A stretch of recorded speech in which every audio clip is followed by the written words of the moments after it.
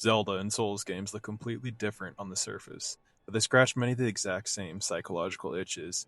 A weirdly large amount of Zelda fans also love Dark Souls, Elden Ring, Bloodborne, and Souls games in general. At first glance, they shouldn't be that similar. Zelda equals colorful Nintendo adventure, and Souls games are brutal combat, death, and darkness. Yet the overlap among fans is enormous between these two series. Maybe it's because both series understand something that most modern games have forgotten. That fun isn't always being told what to do. Sometimes the fun is just figuring out for yourself. Right? When we think about these two series, I think each series mastered two different things when it comes to gaming, right?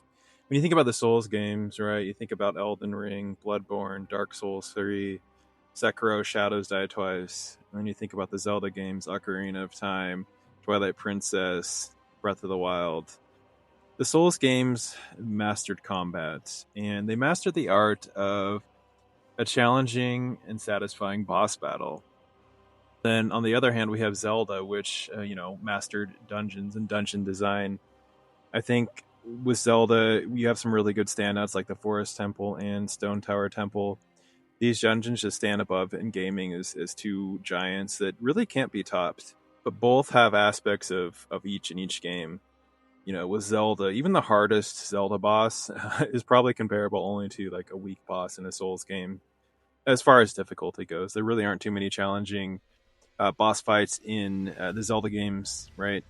But then when it comes to the Souls games and Elden Ring and Dark Souls 3, all the Dark Souls games, Bloodborne, Sekiro, the dungeons in these games aren't really the center focus, right? So even the worst, like even one of the weaker Zelda dungeons, still somehow tops even some of the best dungeons in the Souls games. But the same aspects and the same structure exist in both games. You're right. Like both games are often focused around dungeon crawling, getting through a dungeon, right? Opening up secret pathways and pathways that loop back on each other. Zelda and Dark Souls do this extremely well, and they always at the end of each dungeon they usually culminate in a boss fight, some sort of challenge in general. With Zelda, it usually almost always culminates in a boss fight, but in a way that same core underlying structure exists in both Dark Souls and Zelda. But another similarity between the two games is that you have to collect a certain amount of plot points to get to the end of the game or to progress in the game. This exact structure exists in both games. And you think about Ocarina of Time, you're collecting the medallions, right? And then you have Elden Ring, where the primary goal in that game is to slay the bosses and collect the great runes and progress through your quest. Right? It's a very similar structure. There's plenty of core differences between the games. Whereas Zelda, it's more item focused, and the items unlock your path forward. Where in the Souls games, it's really all on your own ability and your strength as a character to progress, and your own skill and power is kind of what gatekeeps you and what gatekeeps your quest from progressing further. Of course, you do have to traverse dungeons as usual, but ultimately, there's no items. There's no item-based progression limiting your progress forward in the game. One thing both games do similarly well is just discovery and rewarding discovery. And specifically, I'm talking about. I think Elden Ring probably does this best out of any of the Souls games, but looking back on the past one, all of them do it pretty well to some extent. And all of the Zelda games do this well, whether it's Ocarina of Time, Breath of the Wild, Majora's Mask, Wind Waker, what have you.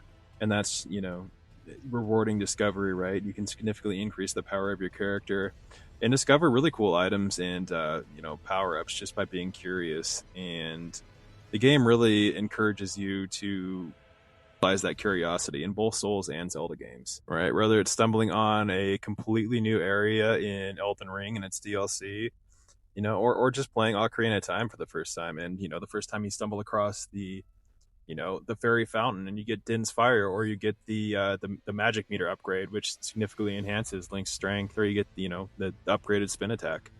There's just so many examples of how discovery reward you in each game. And the worlds in these games, provide hints, little subtle hints like the cracks in the walls, distant objects in Elden Ring that encourage you to go and explore and to naturally and organically find these power ups. And so that's another similarity between the Souls games and Zelda. And then I think another interesting overlap between the Souls games and Zelda And why so many Zelda fans are drawn to Souls games is just that they respect you as a player, and they respect your intelligence. More than a lot of the games do. Some Zelda games are kind of dumbed down, right? But I think for the most part, they do respect your intelligence, and the Souls games obviously expect the player to be of a certain skill level. I think Miyazaki himself tests each boss, and he says he's quite bad at games, and so if he can beat the boss, then it's fair for the player. So in that way, the game respects you, and with Zelda, it respects your intelligence when it comes to just solving puzzles and the puzzle boxes that exist within the dungeons of the game.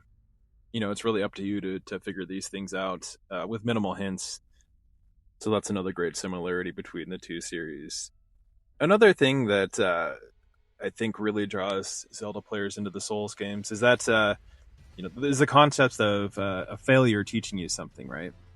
Like when you think about the Souls games, right? I mean, each attempt you make at a boss, you learn more and more about that boss each time, right? You learn their attack patterns, you learn how they move, you learn how the boss fights in general, and so eventually, whether it be like your second attempt, your first attempt, or your 10th attempt, eventually you're gonna take down that boss. Maybe it even takes you like 50 attempts. Who knows? It's the same thing with Zelda games and the puzzles in the dungeons in that game, right?